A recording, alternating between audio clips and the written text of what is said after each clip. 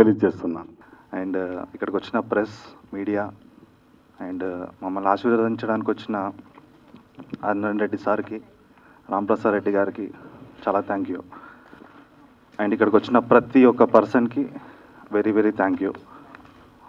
ఎక్కువ మాట్లాడలేను, మూవీలో చూసిన తర్వాత మీరు ఎక్కువ మాట్లాడాలని కోరుకుంటున్నాను. సో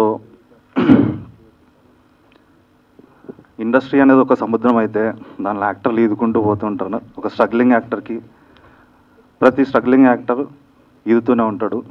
అవతల సైడ్ ఏముంటుందో తెలీదు, మధ్యలో ఉంటారు, అటెళ్ళలేరు ఇటెళ్ళలేరు.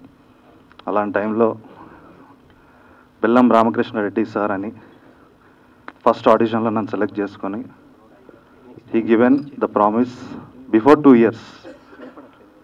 2 years తర్వాత కూడా ఎంతమంది చెప్పినా he did not change. So సార్కి ఎప్పుడో చెప్పా, ఈ మూవీ నా లైఫ్లో classic sir. Thank you very much sir. Good evening all. ముందుగా ఇక్కడికి వచ్చి మమ్మల్ని సపోర్ట్ చేస్తున్న మీడియా పెద్దలకి థ్యాంక్ యూ సో మచ్.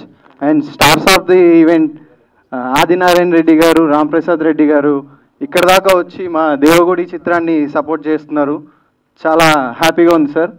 నాకు మెయిన్ కారణం ఏంటంటే నా స్ట్రెంగ్త్, నా life, my father Alahari Brahmaiah garu. Thank you so much daddy for everything what you did. Devagudi సినిమాకి వస్తే సార్, ఈ సినిమాలో ప్రతి ఒక్కరం కష్టపడ్డాం సార్. ఇలా ఎందుకంటున్నాను, పడ్డ స్ట్రగుల్ అంతా చెప్పాలనుకోవట్లేదు నేను.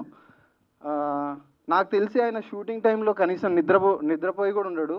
ఎప్పుడు చూసినా వర్క్ వర్క్ వర్క్. మార్నింగ్ లేస్తే సెట్లో ఉంటారు, ఈవినింగ్ స్క్రిప్ట్ రైటింగ్లో ఉంటారు. హ్యాట్స్ ఆఫ్ సార్ మీ హార్డ్ వర్క్కి, మీ డెడికేషన్కి.